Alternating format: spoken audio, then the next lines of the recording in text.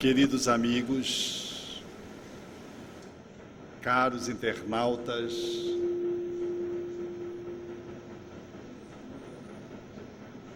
a nossa alegria renovada pela possibilidade de compartilhar experiências que apontam numa direção de uma cultura de felicidade e de paz, assentadas na nossa veneranda doutrina espírita. A ternura do nosso Pará, na certeza de que juntos estamos construindo um Brasil formoso na direção da pátria da fraternidade. Ele saiu à procura do divino, numa expectativa de encontrá-lo. E, na vertente poética, ele afirmava: procurei-te, desarvorado e triste, pelas terras distantes, em loucas aventuras com os outros, sem conseguir encontrar-te. Aonde chegava a minha ansiedade, deparava-me com as marcas dos teus pés no chão. Cobri os meus sonhos de angústia, dilacerando todas as minhas expectativas em vãos movimentos para te encontrar. Exauri-me sem resultado feliz e tombei vencido. Defrontei-me um dia com duas estrelas que se apagavam nos olhos de uma criança abandonada, e amei-a. A sua voz sem palavras e a música da sua necessidade fizeram-me encontrar nós três, o próximo, a mim e a ti, soberano Senhor da minha vida. Não cesses de cantar, ó brisa ligeira que passeias pelo vale, nem interrompas o teu curso, ó água transparente do regato. Toda a musicalidade que embala a natureza faz-se partitura para que o cantor destrave a sua voz e inunde o mundo de harmonias. É a fala psicográfica do espírito Rabindranath Tagore, trazendo-nos reflexões que apontam na direção do quanto as leis cósmicas que acessamos na interpretação lúcida dos espíritos superiores são capazes de nos colocarem na direção da experiência da felicitação. Felicidade é um anseio de todos os seres humanos. Não há ninguém que não queira ser feliz, mas o desafio é como alcançá-la. Um mundo pobre de filosofia espiritualista, escasso de religiosidade fecundante e abraçando uma ciência materialista não tem sido capaz de dotar de recursos aqueles que buscamos a felicidade no vão da história e no momento existencial onde nós nos encontramos. Pelo menos 3 atitudes poderíamos relacionar como sendo muito comuns no mundo que os seres humanos assumem na ânsia de encontrar a felicidade. E assim o fazem, ora maciçamente, majoritariamente, na expectativa de poder vencer o outro em superando, alcançar a felicidade. Tem na felicidade o mecanismo competitivo de superação dos seus pares, dos seus contemporâneos, como a única forma de poder alcançar o topo da pirâmide social e alcançar a felicidade. Assim sendo, esses se lançam no movimento de busca de superar o outro e assim investem-se de uma filosofia apressada, da ânsia de querer ser melhor na sua turma, no seu grupo, não apenas de ser melhor para passar num concurso onde há disputa por vagas limitadas, mas por ser melhor no grupo de amigos, por ser melhor dentro de casa em relação aos irmãos, por ser melhor do que o vizinho, por ser melhor dentro da casa espírita do que o outro que compartilha na mesma tarefa, no mesmo trabalho, sem se dar conta de que nós estamos empapados numa filosofia que aponta na direção de que felicidade se é alcançada quando você consegue vitoriar sobre os outros. E assim,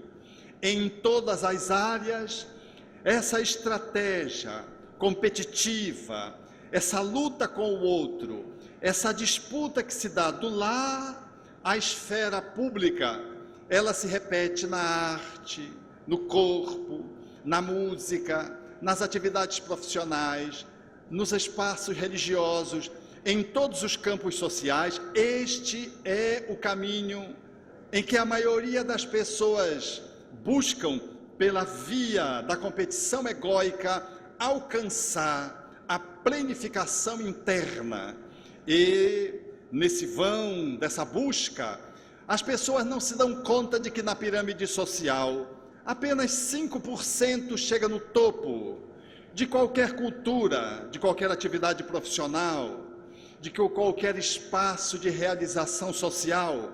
São muito poucos aqueles que alcançam a visibilidade total, o cume da montanha. 25% fica a meio do caminho. E o restante, os 70% outros, compõem a base da pirâmide, esmagada, portanto, ou esmagando-se, por não ter conseguido lograr o caminho do sucesso. É uma felicidade centrada no sucesso. Ser feliz é ter sucesso. Desde pequeno já sentimos uma cultura educativa que implica a relação do nosso filho para alcançar o sucesso. Como a maioria não consegue o sucesso, ela amarga uma doce e azeda ilusão que se desfaz a cada dia, posto que a pessoa se dá conta que alguns chegaram, mas de que ela não chegou. Ela, portanto, entra numa frustração, experimenta o dissabor de ser apenas mais um na sociedade, que buscando esse caminho ficou para trás. Mas aqueles que chegaram no topo, tão pouco, que alcançaram o sucesso, tão pouco alcançam a felicidade, mesmo quando brilham na experiência máxima da vitória sobre todos, ainda assim, mesmo guardando a experiência de ser único ou mais expressivo, necessariamente a felicidade não está com ele ou com ela. O fato de alcançar o ponto máximo numa carreira, a beleza máxima no campo físico, por exemplo, numa disputa de estilista, ou aquele que se lança na posição de comparecer às rodas sociais para brilhar no status de poder, ou para brilhar no status de reverência popular, ainda assim não se pode dizer que a felicidade está com essa pessoa.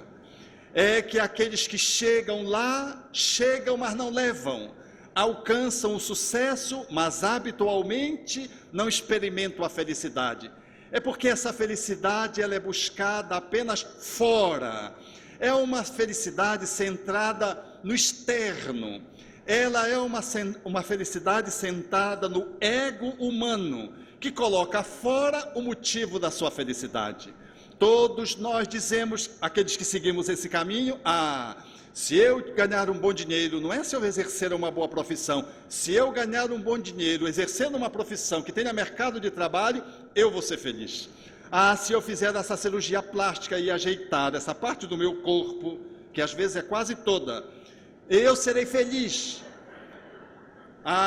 Se eu conseguir ser o melhor futebolista, o melhor desportista dentro da disciplina que eu abraço, no campo do esporte, eu serei feliz. Não sabem o que dizem, porque os atletas mais importantes, aqueles que são ícones, habitualmente são frustrados, são doentes, porque no campo da competição não tem um atleta que chegue no topo por muito tempo e que não traga lesões físicas, porque as exigências dos treinos repetidos, elas ultrapassam o limite humano, e é natural ver um tenista, por exemplo, apresentar aqui e acolá a lesão, qual aconteceu com o nosso tenista brasileiro, porque os treinos eles são desumanos para que você alcance o topo. E por mais que a beleza física tenha lhe emprestado o lugar máximo de projeção no campo nacional ou internacional, ela tem tempo contado, porque o tempo é inexorável, eliminando o vício da uma plástica corporal que tenha a harmonia da geometria facial ou integral de um corpo. Por mais dinheiro que alguém tenha, o dinheiro não é capaz de trazer a satisfação interna, nem amigos, porque você não sabe se alguém que se aproxima de você barganha a presença, quer ser um papagaio, como se costuma dizer, daquele que fica do lado da pessoa para ser visível na foto, ou se ele é seu amigo efetivamente. Você não sabe se você tiver uma queda social, se ele vai permanecer ao seu lado. Mesmo quando você consegue reunir juventude, diz o Evangelho segundo o Espiritismo, beleza, prestígio social, dinheiro, poder, ainda assim a felicidade não está implicitamente com a pessoa, porque há pessoas que detêm tudo isso e dão shows de drogadição, assumem atitudes bizarras no campo da música, aqui e acolá. Surge o noticiário internacional falando do mega star do momento, que se coloca numa posição anacrônica, bizarra. É porque ele chega, tem tudo aos seus pés, mas não se tem a si próprio. Logo, surge uma frustração que tenta ser eliminada pela droga, pela uma atitude incomum, pela uma atitude que às vezes leva, não poucas vezes, ao suicídio, direto ou mais tardiamente. Os 5% que chegam no topo da pirâmide, portanto, em regra, não conseguem ser felizes.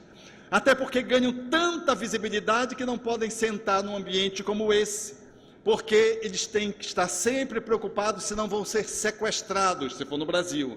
E se for fora, eles estão sempre acolitados pelos seus vigilantes, pelos seus seguranças, e sempre mascarados, porque eles não podem apresentar-se normalmente, porque eles são absolutamente constrangidos pelos seus fãs, pelos seus companheiros de jornada que queriam estar no lugar dele, e na posição de fanáticos, são capazes de ameaçar a vida física numa aproximação tempestuosa. Assim, são almas solitárias. Elas ganham uma visibilidade de imagem máxima, mas estão sós. Mas não estão sós do ponto de vista social, muito embora tenham uma multidão aos seus pés. Elas experimentam solidão, muitas delas, porque têm tudo, mas não conseguem se sentir plenas internamente. Esse é o caminho que a maioria persegue, na expectativa de lograr a felicidade, buscando esses instrumentos para poder desfrutá-la. Mas há um segundo caminho, menos percorrido, é aquele que, percebendo que na competição ele não vai dar conta, então ele assume uma posição de falsa sabedoria, de falso guru, de falso sábio. É alguém que busca o processo da autoanulação e faz esse mecanismo para não conflitar, para não discordar, para sempre estar recebendo o apoio das pessoas, o amor dos outros. É alguém que, numa certa medida, mendiga o amor dos outros. É verdade que ela não incomoda ninguém, ninguém a desmaltrata, mas também ninguém a lhes ama, porque ela não é ela. ela se traveste e ela tenta agradar a todos porque ela não consegue ser com ela mesma, nem agradar a si própria. Ela se despersonaliza e vai nesse caminho, num sorriso que às vezes é um sorriso de paz, mas dentro tem um inferno. Às vezes dentro do movimento espírita, se às vezes não conseguimos lidar bem conosco mesmo, nós resvalamos para essa postura de uma pseudo-bondade, aonde a gente coloca na fisionomia aquilo que não está condizente com a nossa alma. Há um conflito, há um distanciamento, que merece dos espíritos, às vezes, algumas críticas dos espíritos obsessores, mormente, quando na reunião mediúnica, e eu tive a oportunidade, certa feita, de ouvir um deles, que dizia assim: vocês são tão hipócritas, que até para falar vocês dobram o pescoço. E eu notei que tem pessoas que não dobram o pescoço, só dentro da casa espírita. E quando falo, dobram o pescoço. Não é o estilo da pessoa, é um estereótipo que ela assume dentro da casa espírita, porque ela acha, dobrando o pescoço e tornando a voz um pouco mais delicada, de que ela vai passar uma ideia de paz, não vai ser incomodada e vai ser parte de um grupo, vai fazer um movimento de inserção na casa espírita, ela vai se sentir pertencente a um grupo de bondade, de caridade, quando isso não é verdade de dentro dela, e a percepção que ela tem do grupo também é distorcida.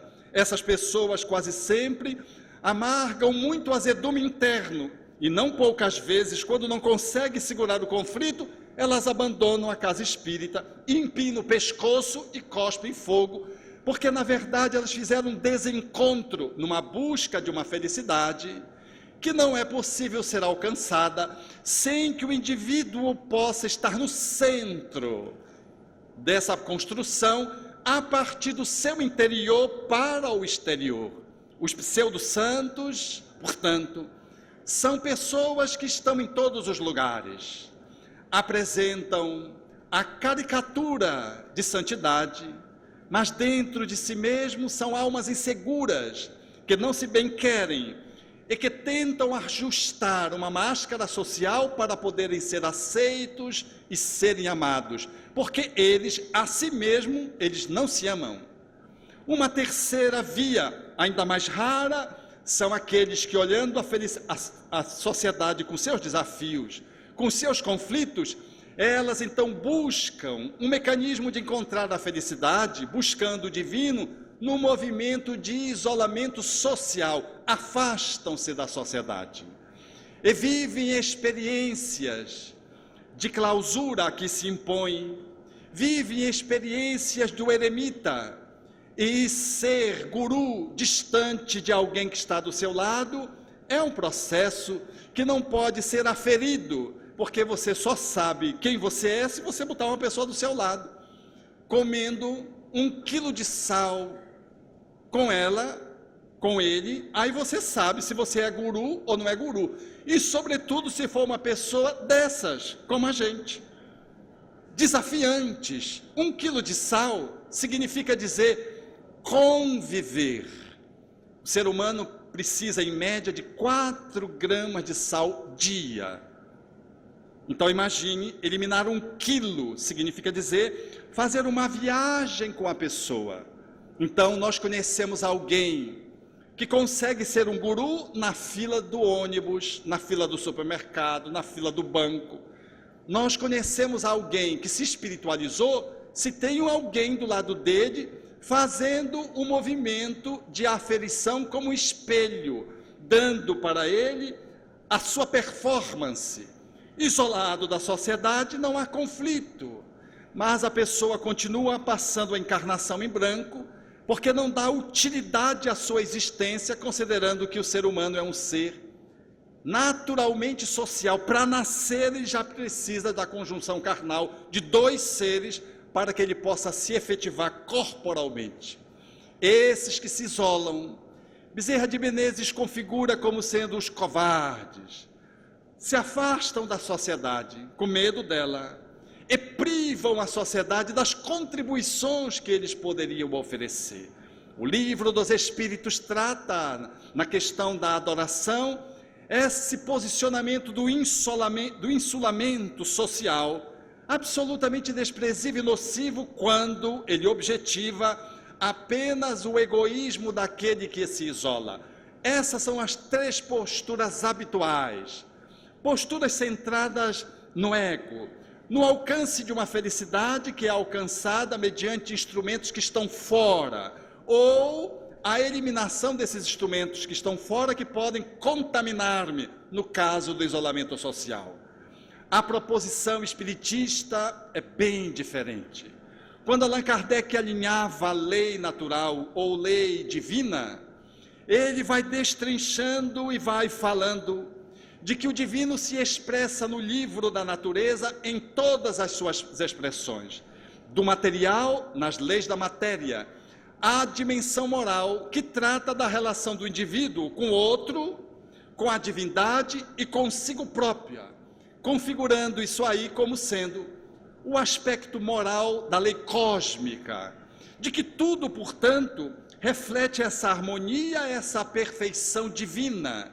E o ser humano, encarnado, ele é chamado a alcançar a felicidade se ele consegue observar esta lei, que está fora e que está dentro, posto que tudo em a natureza traz a marca da divindade, do átomo ao arcanjo, dos eventos da natureza material aos eventos da natureza espiritual humana.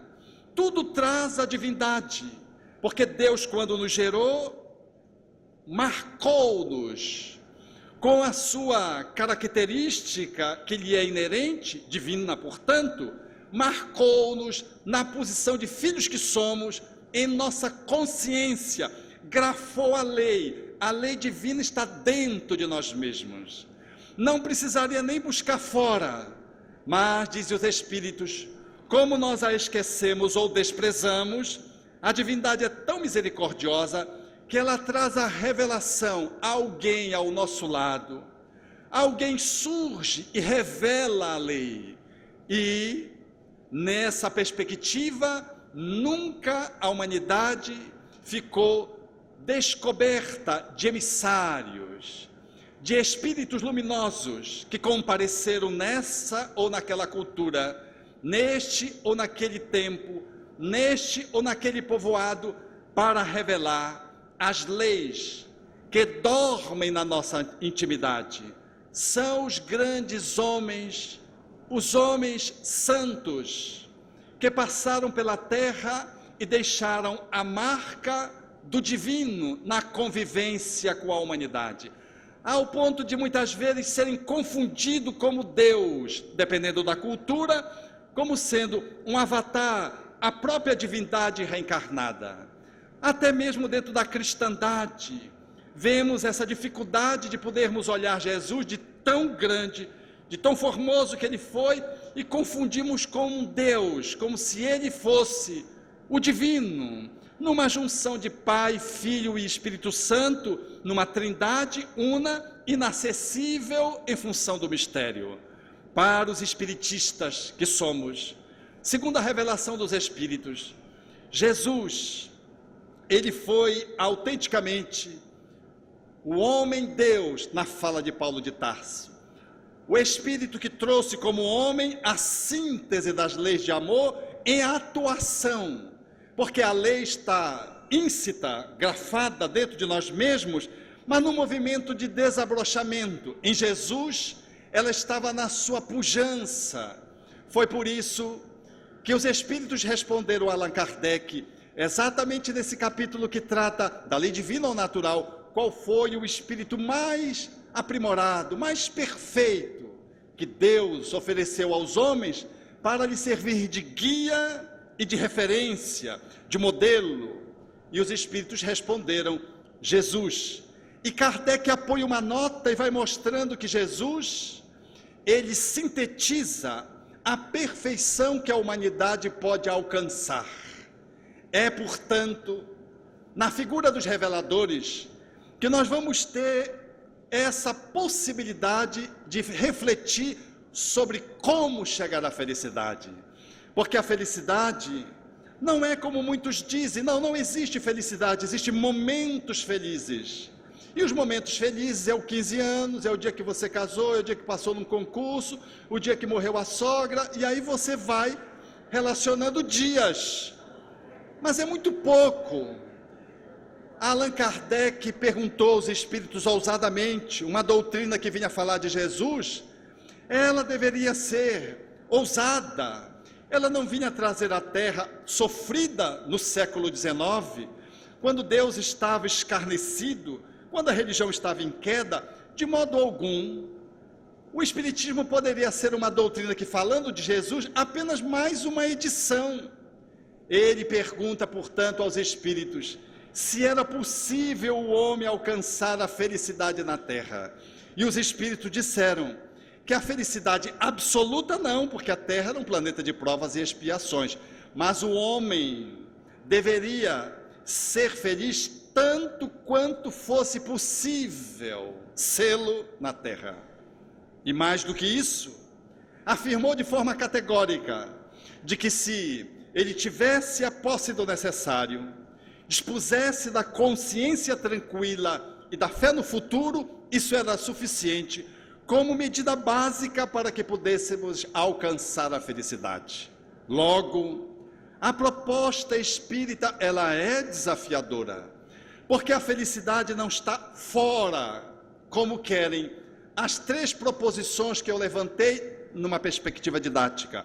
A felicidade, ela é espíritocentrada, ela é cristocentrada, o Cristo que sou, como filho do divino.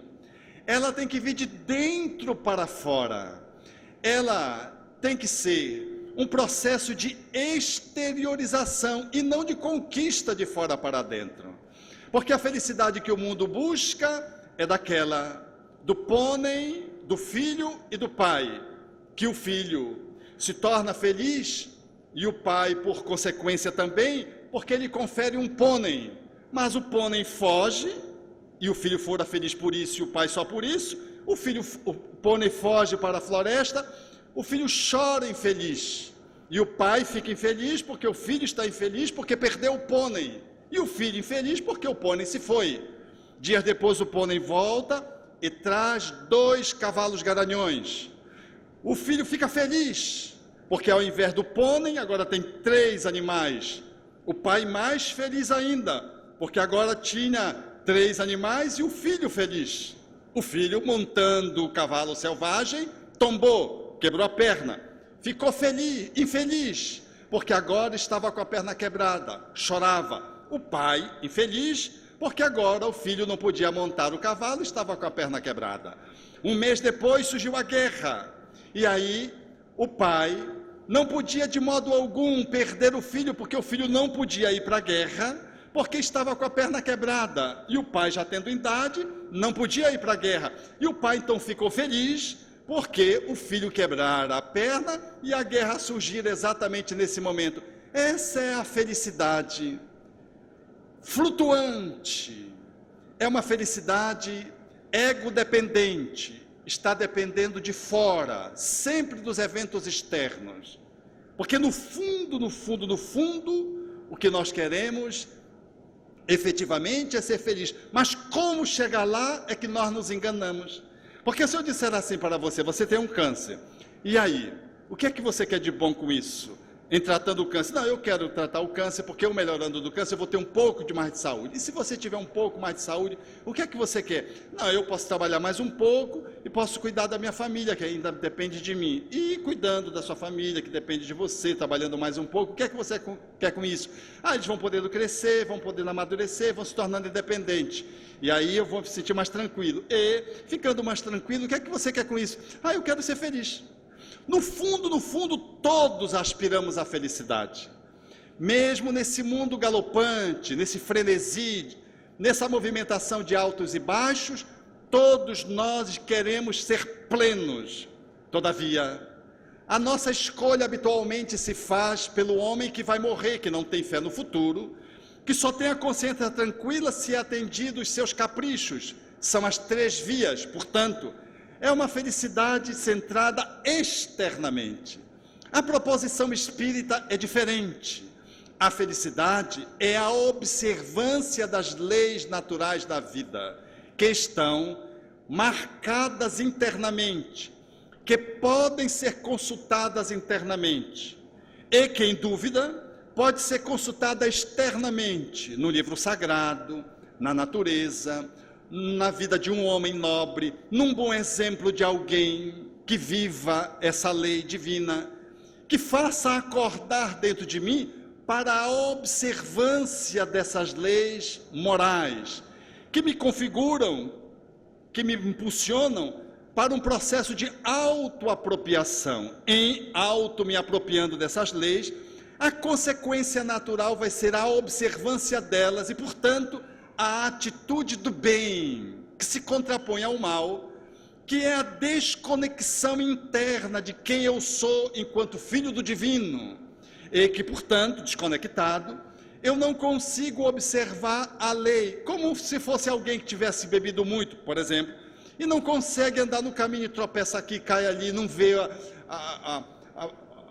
um obstáculo que está à sua frente, não enxerga direito as coisas, está hebetado, está narcotizado, não consegue se movimentar adequadamente em relação a alguém que, lúcido, sóbrio, sem beber, consegue enxergar as coisas e se desvia dos obstáculos. Assim é existencialmente.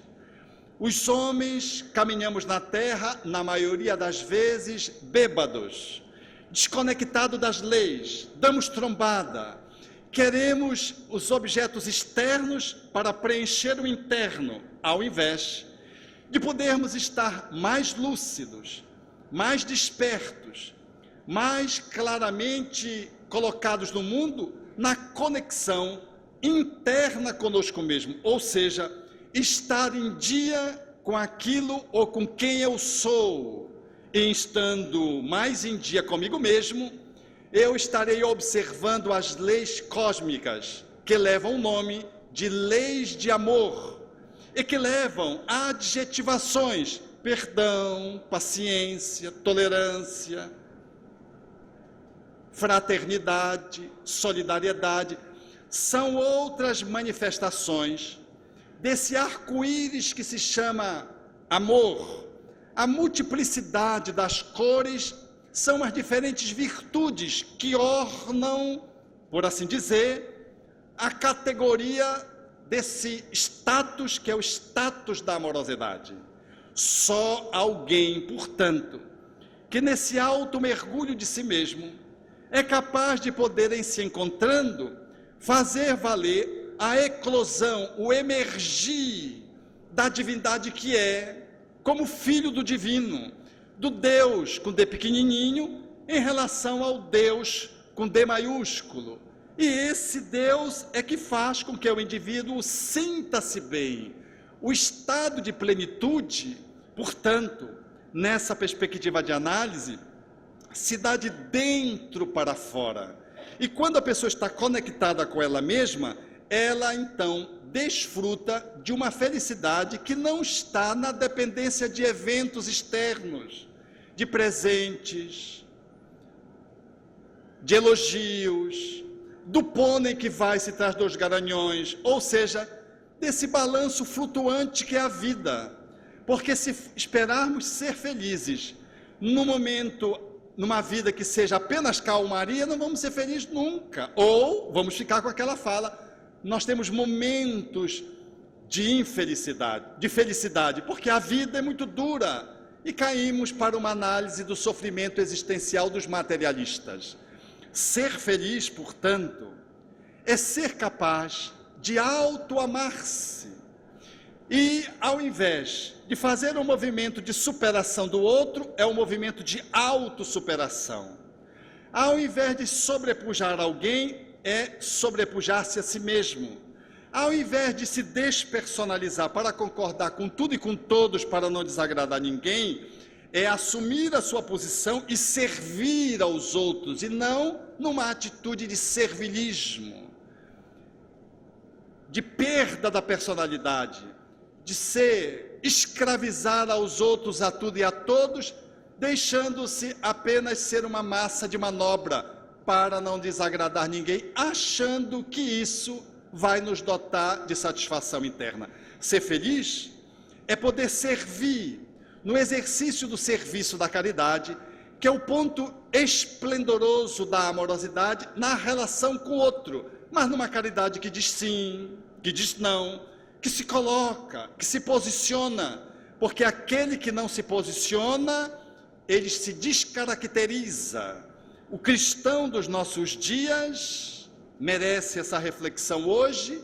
Ele necessita estar muito atento para o lugar que ele ocupa no mundo, para que ele não queira a unanimidade, não queira estar sempre agradando a tudo e a todos, porque se ele o faz assim, ele desagrada ao Deus interno, à lei cósmica que está dentro dele. Ele rompe com a autenticidade da relação com o divino, que deve emergir da fidelidade ao Deus que ele é, conectado ao Deus que o criou. Por isso, Allan Kardec, numa página bela de Humberto de Campos, diz que quando o codificador se enebriou com um sonho de Lutero, que tinha alcançado o paraíso, e naquela noite ele adormeceu e viu um emissário levando para as zonas nevoentas, escuras, e ele observava gemidos, gritos, vozerio, sofrimento, escárnio, e ele então começou a perguntar, impressionado com aquela região que apresentava em sombra muito sofrimento e dor, ele perguntou: são os crucificadores de Jesus? E a entidade espiritual que o acompanhava disse: não, os crucificadores de Jesus eram ignorantes, eles já se refizeram, recebendo a compaixão de Jesus após a morte que os recebeu nos renascimentos e no processo de autorrecuperação. Então Kardec, segundo Humberto de Campos, indaga: então devem ser os imperadores romanos? E o Espírito disse, fazendo um novo esclarecimento: não, Nero, Calígula, eram pessoas absolutamente desconectadas do dever, não conheciam a divindade. Os imperadores cometeram muitos equívocos, mas igualmente receberam oportunidade de ressarcimento e já se recuperaram. Então Allan Kardec começa a refletir sobre o sofrimento que geraram os grandes homens da humanidade, Gengis Khan, Alarico, e quando ele está pensando, antes que ele perguntasse, o Espírito diz: não são esses homens que desgraçadamente cometeram muito mal em função da sua ignorância, logo reencarnaram e começaram o seu processo doloroso, expiatório, e já se recuperaram.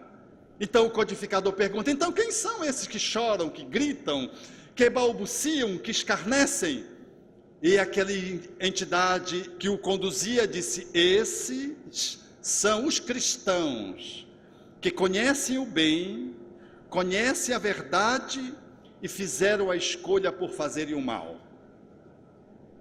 Conta Humberto de Campos que Allan Kardec acorda impressionado com esse sonho e no dia seguinte formula uma questão que está inserida exatamente no capítulo da lei divina ou natural, a terceira parte de O Livro dos Espíritos.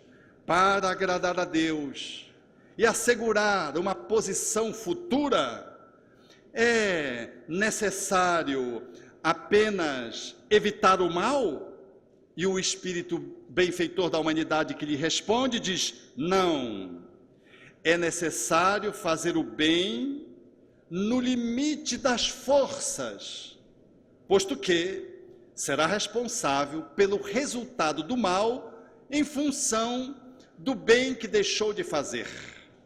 Nos implica completamente nessa questão, a questão 642 de O Livro dos Espíritos, mostrando que ser cristão e ser espírita, e portanto estar conectado nessa proposição de alcance da felicidade, é uma conexão de uma virtude ativa, prospectiva, não de uma virtude passiva, onde você vê o mal e faz que não vê, ou então concorda para agradar o outro, ou agradar a maioria.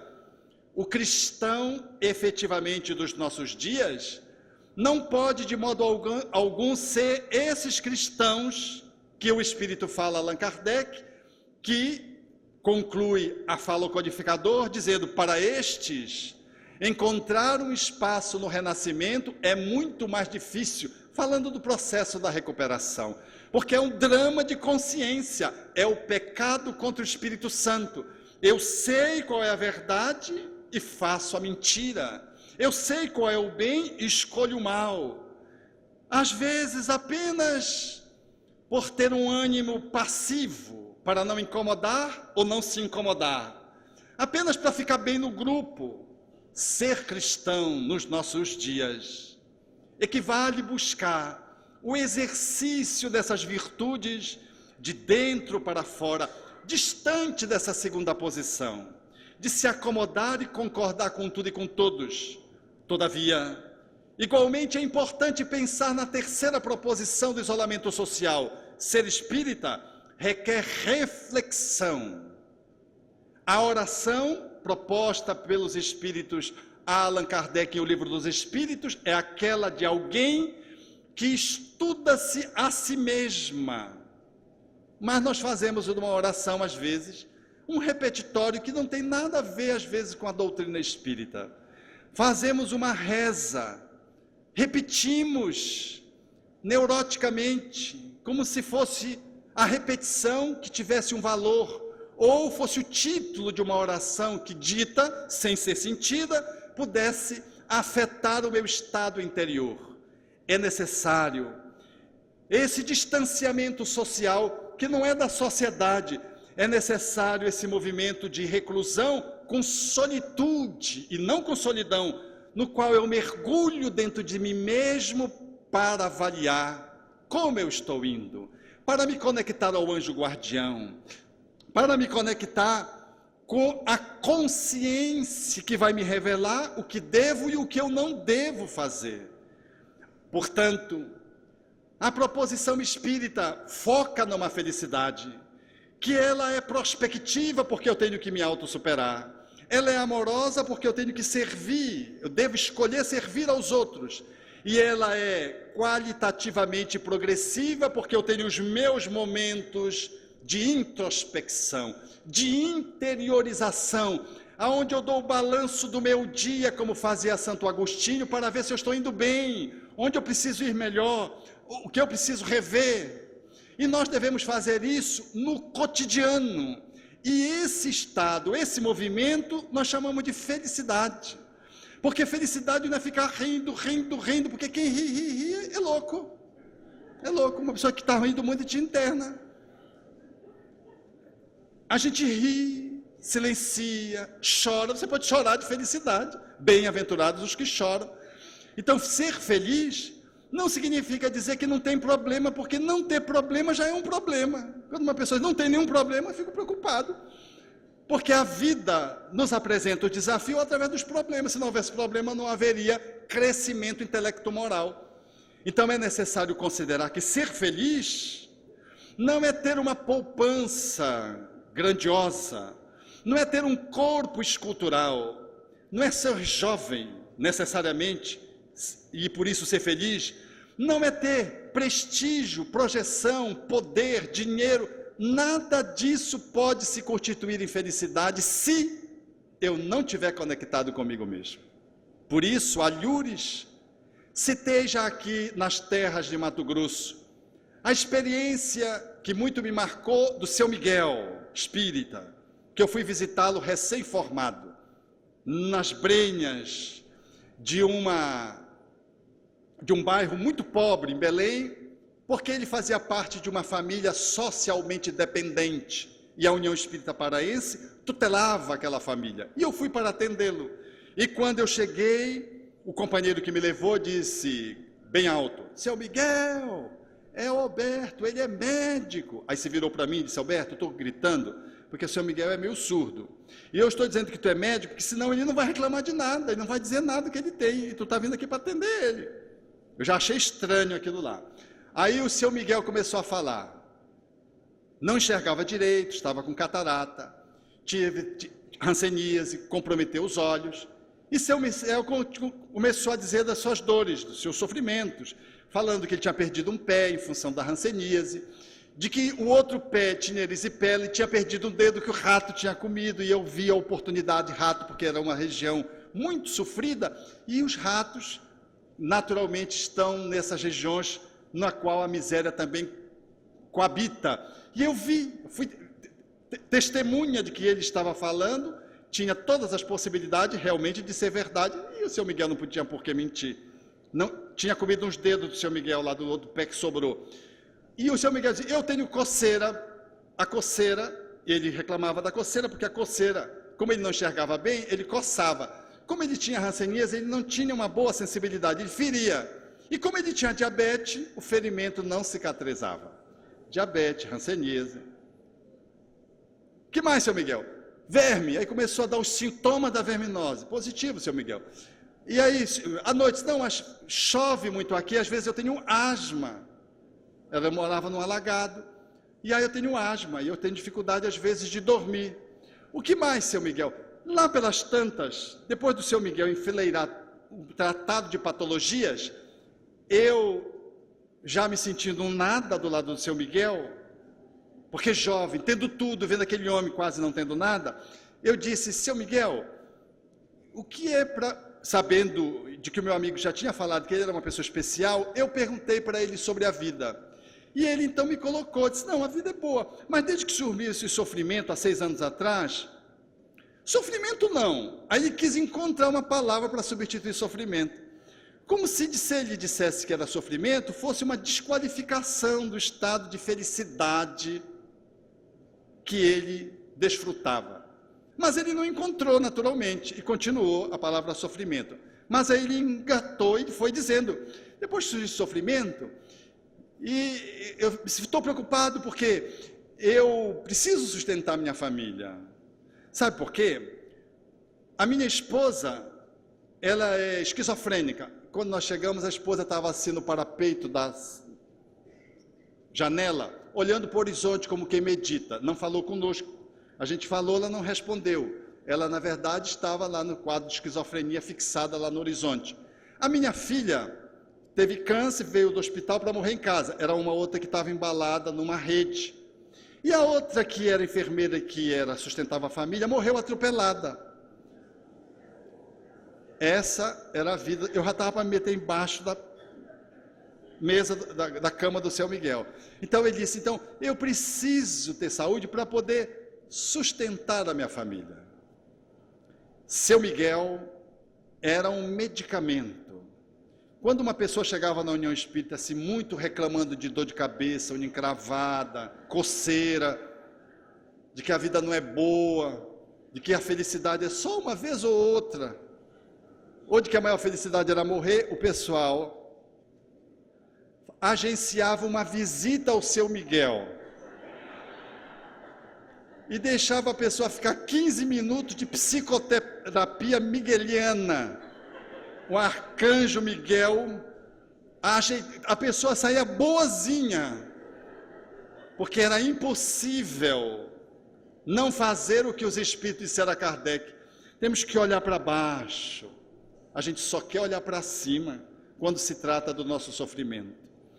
Seu Miguel era o protótipo do homem que, mesmo não tendo necessário, e o necessário chegava com a União Espírita Paraense, tinha a consciência tranquila e a fé no futuro.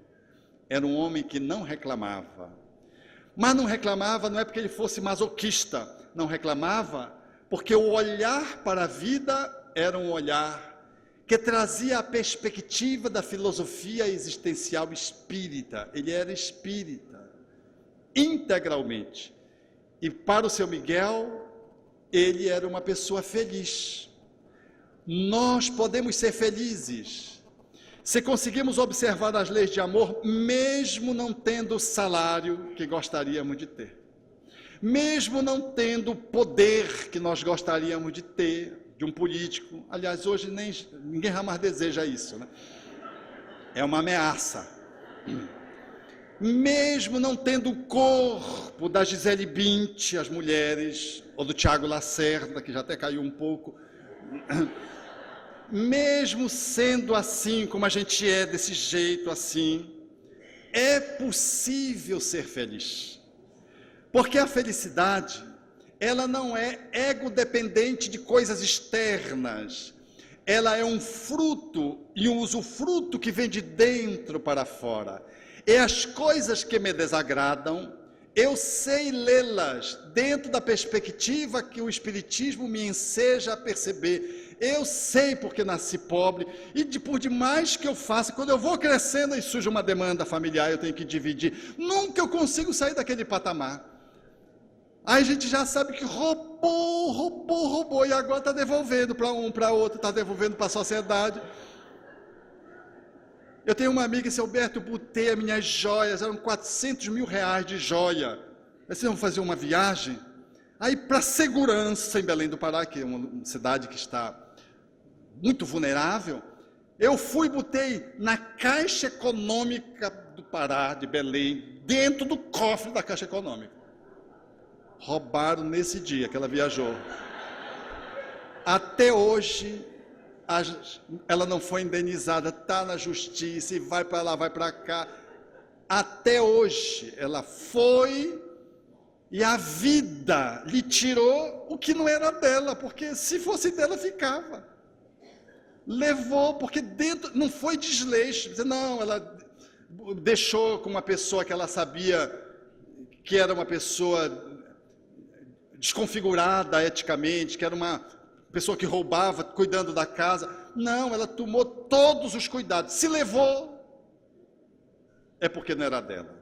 Ela era uma administradora que nem merecia transformar essa administração em outros benefícios para si própria. Já passou adiante. Podemos ser felizes mesmo doente, porque a doença, necessariamente, ela não é um status que deva me levar para a infelicidade total, porque qual é a pessoa que é saudável? A gente está saudável, sai dali, pega uma zika, sai ali, sofre um atropelamento, já fica manco, sai ali, tem um problema, bate no olho, já fica com o olho atrapalhado. Então a felicidade não está na saúde física, está na saúde da alma, que olha para a doença física, às vezes, como um processo psicoterapêutico para que a alma fique mais bela. Não é nenhum apego à doença, o Espiritismo não tem apego à doença,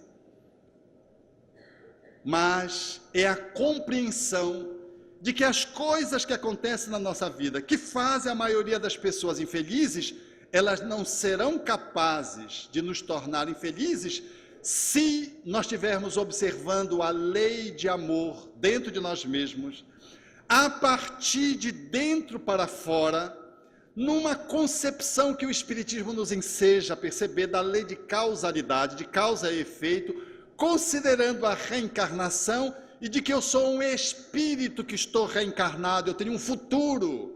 Eu não sou um ser humano fazendo uma jornada espiritual, eu sou um espírito fazendo uma jornada humana, o que é inteiramente diferente. Então eu posso ser feliz, sim, mesmo numa situação adversa. Não foi sem razão que o Carrasco dizia para Paulo de Tarso: eu é que queria ser o prisioneiro do Cristo. Porque ele, o Carrasco, se sentia mais prisioneiro de Paulo do que Paulo que estava preso. Então, o Espiritismo, ele evoca a figura de Jesus como sendo essa plataforma na qual nós vamos fazer esse mergulho interno na figura de Jesus, à luz do pensamento espírita, para, em observando as leis de amor, vivermos o bem no limite das nossas forças. Não é viver a perfeição que não nos está afeto, é vivermos o bem, exercitarmos as virtudes no cotidiano, vivendo todas as nossas contradições. Eu vou contar para vocês um evento que aconteceu agora, essa semana mesmo. Eu, apressado, ia para um trabalho, tive que fazer de emergência uma compra no supermercado. Eu trabalho com meu irmão num grupo. Então, quando eu estou no supermercado, que eu estou exatamente no guichê passando a mercadoria, foi o que ele atendeu o telefone. Eu ia dizer que se eu chegasse atrasado, é porque eu tive uma emergência. Quando eu estou fazendo isso, a moça do supermercado pegando o dinheiro que estava colado lá com uma fita durex, disse assim: o senhor ainda vai querer que eu tire essa mercadoria de dentro dessa... Eu olhei para ela, é porque eu estava trazendo um vasilhame, e o vasilhame fica fora, você tira a mercadoria, coloca, ela via, e o vasilhame fica lá, e você sai, paga a mercadoria e vai. E ela, sem olhar para mim, me disse, de forma grosseira, e eu acabei o telefonema, que foi no momento inoportuno também, disse assim: você atende todas as pessoas assim, meu bem? Ela disse: com educação. E é justo que as pessoas tenham que me ajudar. Aí eu fiquei pilhado. Eu saí. E quando eu cheguei lá embaixo no carro, eu vi que esqueci o cartão de crédito que eu tinha pago a compra.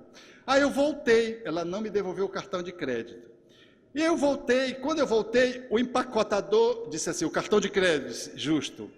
Aí ele pegou e disse: está ali no atendimento.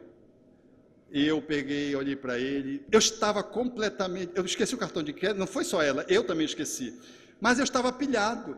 Aí eu disse assim: como é o nome da funcionária? Ele disse: eu não sei. A funcionária tem um comparativismo, né? A secretária tem um, todos eles têm um crachá. Aí eu fui, quando eu cheguei no atendimento, eu disse: eu vim buscar meu cartão de crédito. O senhor é Alberto Ribeiro de Almeida? Eu digo: sim, sou eu mesmo. Aí eu disse: você sabe o nome daquela pessoa que está naquele guichê? Ela pegou e disse assim: não, eu não sei qual é o guichê. Eu disse: é o 21. Aí ela pegou e disse: não, eu não sei. É aquela coisa, né, que está hoje na moda até no país, né? Não sei, não vi, não, né? E aí veja o que eu fiz. Eu peguei e disse: eu acho que ela é muito mal educada, ela precisa ser treinada. Você diz isso a ela, por favor. E saí andando, e a dona do supermercado estava do lado, e eu cuido da dona do supermercado, que é um dos principais supermercados. Mas eu, querendo que ela desse a notícia, fui com a dona do supermercado, que estava agachada, e disse: oi, fulana. Falou: oi. Eu bati na mão, assim como o jovem faz, né? Bate na mão do outro, e fui embora. Quando eu cheguei lá embaixo, cadê o cartão de crédito?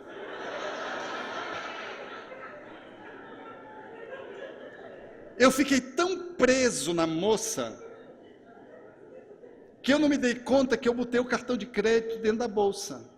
Aí eu fui abrindo a bolsa, e quando eu fui abrir o fechiclé, aí eu lembrei que eu tinha posto dentro daquele lugar. Aí eu abri, confirmei, fechei, e passei uma noite ruminando.